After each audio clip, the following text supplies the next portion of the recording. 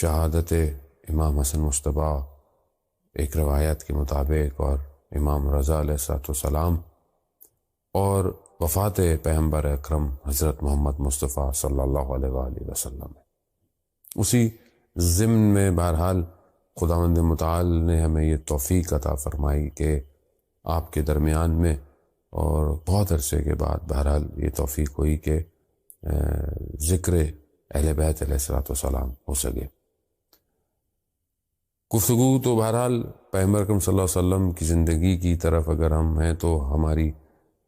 ساری زندگی کی جو بساط ہے، جو سب کچھ ہے، وہ اسی ہستی اور اسی وجود کی مبارک کی وجہ سے پروردگار نے کائنات کو خلق ہی پیغمبر اکرم صلی اللہ علیہ وآلہ وسلم کی وجہ سے کیا۔ حدیث بھی ہے کہ پروردگار نے سب سے پہلے جو ہے وہ میرے نور کو خلق کیا، اور پروردگار نے اس ہستی ہی کے لیے تمام انبیاء کو بھیجا، اور اس کے بعد جو ہے وہ خود رسول خدا صلی اللہ علیہ وسلم بشریت کے لبادے میں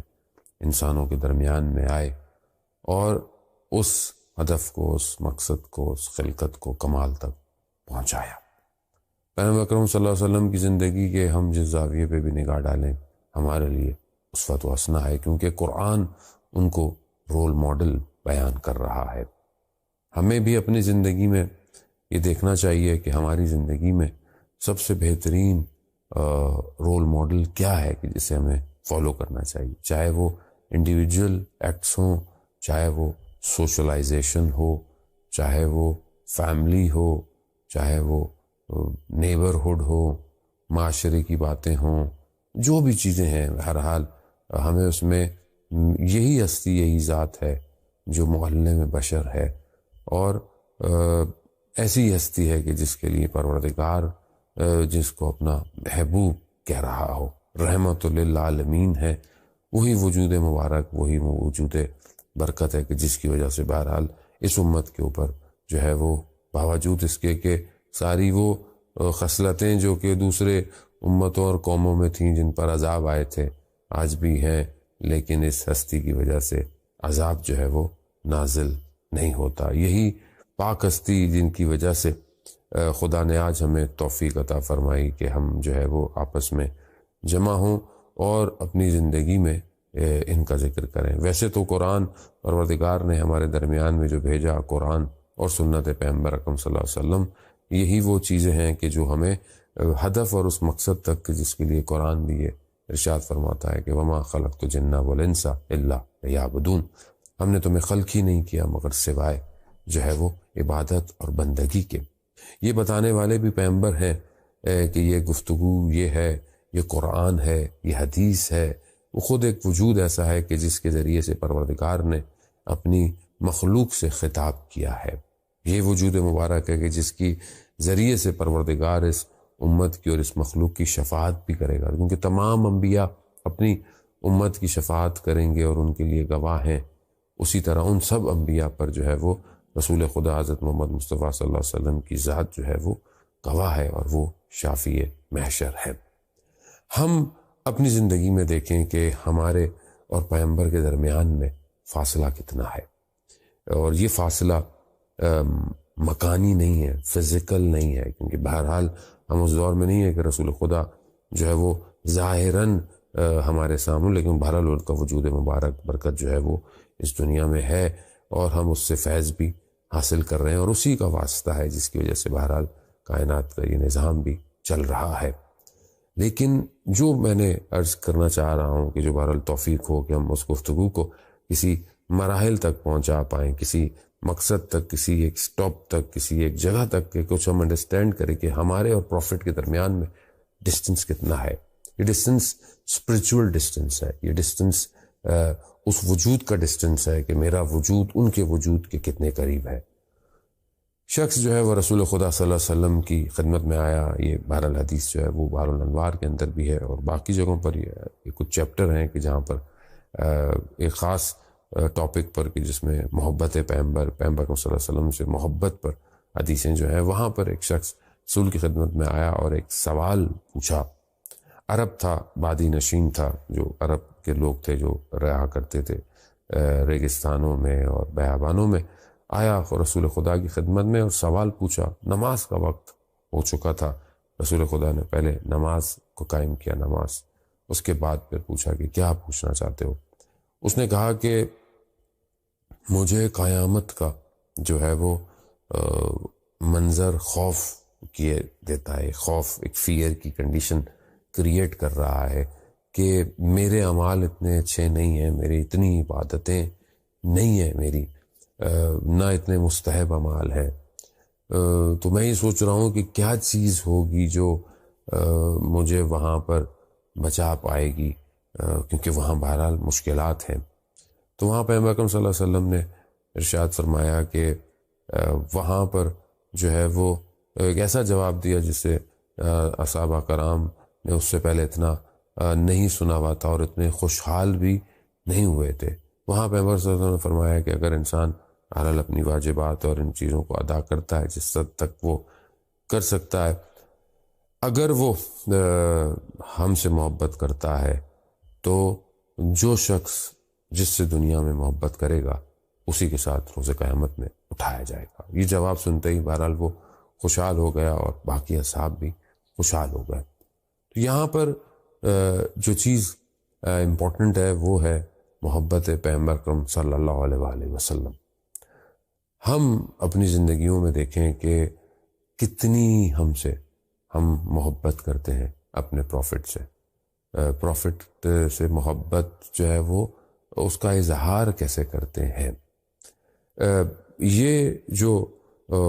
محبت ہے کس طرح ہم روز قیامت میں اپنے پروفٹ کے ساتھ اٹھائے جائیں گے، کیسے ہوگا. قرآن کی آیت ہے اسی طرح، ایک جب سورہ نساء کی ایک آیت ہے کہ جو نازل ہوئی اور اس پر وہ اس کا شان نزول بھی یہی ہے کہ ایک جوان رسول خدا صلی اللہ علیہ وسلم کی خدمت میں آیا اور وہ بہت ویک ہوا تھا، کمزور سا تھا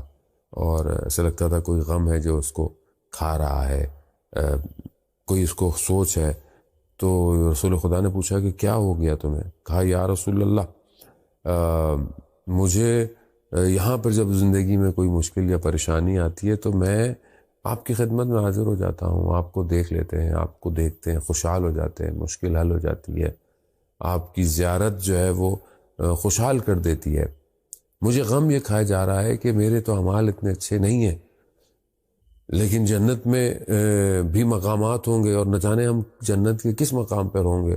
تو وہاں میں آپ کو کیسے دیکھوں گا. اور یہی مجھے دوری، کیونکہ آپ نبی ہیں اور آپ کا مقام اور ہم بہرحال ایک عام لوگ ہیں، ہمارا مقام، تو یہ مجھے غم کہ وہاں میں آپ سے دور ہوں گا، تو یہ مجھے جو ہے وہ دنیا میں غم کھائے جا رہا ہے. تو قرآن کی آیت جو سورہ نساء کی آیت جو ہے وہ نازل ہوئی، اس میں ارشاد ہوتا ہے کہ جو بھی اطاعت کرتا ہے اللہ کی اور رسول کی تو بس وہ جو ہے وہ کس کے ساتھ روز قیامت میں اٹھائے جائیں گے، جہاں پر پہلے ہے جو ہیں وہ نبیین ہیں، صدیقین ہیں، شہداء ہیں اور صالحین ہیں. یعنی جو اللہ کی اطاعت کرتا ہے، پروفٹ کی اطاعت کرتا ہے، یعنی ان کو فالو کرتا ہے، یہ قیامت میں ان کے ساتھ ہوں گے، ان لوگوں کے ساتھ ہوں گے. تو وہ خوشحال ہو گیا کہ اگر رسول خدا کی اطاعت کرتے ہیں، اور رسول کی اطاعت وہی ہے جو خداوند متعال کی اطاعت ہے، جو خدا نے کہا ہے وہی رسول نے اس کو ہمارے تک تبلیغ اور ہمارے تک اس میسج کو پہنچایا اور ہمیں اس کو فالو کرنا ہے. یہ اطاعت جو ہے یہ یعنی فالو کرنا. اب فالو کہاں کریں، کس پر فالو کریں؟ ہم اپنی زندگی کے ہر اینگل پہ، ہر سپوٹ لائٹ پہ، اپنی زندگی کے ہر جگہ پر اپنے سپوٹ لائٹ ڈالیں. کیا ہماری زندگی میں ہماری اطاعت ہے اہل بیت کی یا پیغمبر کی، خداوند متعال کی، یا صرف مثلا مسجد ہے یا امام بارگاہ ہے یا مثلا محرم ہے، سفر ہے، یا مطلب اطاعت یہ کہ مجلس سن لیں، مجلس کرا لیں. اور ویسے بھی آپ کو پتہ ہے پینڈیمک سچویشن میں جو بہرحال دنیا میں اس وائرس کی وجہ سے جو سچویشن ہے، لاک ڈاؤن ہے، تو ظاہر ہے اس طرح مجالس اور پروگرام اس طرح نہیں ہوئے. میکسیمم کنٹریز جو تھے وہ بہرحال لمیٹڈ کنڈیشن میں تھے اور آن لائن فیسلٹیز اویلیبل ہوئیں اور بہرحال جو کر سکے. تو اب کیا صرف یہی ایک اطاعت ہے, یہی ایک فالو کرنا ہوتا ہے, یا اس کے علاوہ میری باقی جو زندگی ہے جس میں میرا جیسے امام موسیٰ کاظم علیہ السلام کی جو حدیث ہے کہ لائف کو جو ہے وہ 3 پارٹس میں ڈیوائڈ کرنا, ایک عبادت ہے, ایک حلال رزق کے لیے انسان کو تلاش کرنا, اسٹرگل کرنا, اور ایک اپنی فیملی, ایک حلال عطا, حلال لذتیں, حلال انٹرٹینمنٹ, فیملی کو ٹائم دینا, ان کے ساتھ, دوست اقارب کے ساتھ. تو یہ 3 اگر میرے زندگی کے اسپاٹ لائٹ ہیں. وہ ظاہر ہے یوتھ ہے تو اس کا تھوڑا ڈفرینس ہو جائے گا, ایک فادر ہے تو الگ ہو جائے گا, مدر ہے تو الگ ہو جائے گا, بہرحال ایک لیکن زندگی انہی کے گرد گھومتی ہے. میری عبادت میں اطاعت ہے, میری عبادت میں فالو کرنا ہے پروفٹ کو. میں کیا اپنی عبادتوں کو دیکھتا ہوں کہ لاسٹ ایئر سے لے کے ابھی تک, جب انسان دیکھیں دنیا میں کوئی بھی کام کرتا ہے یا کوئی بھی چیز کر رہا ہوتا ہے تو اس کو کمپیئر کرتا ہے, لاسٹ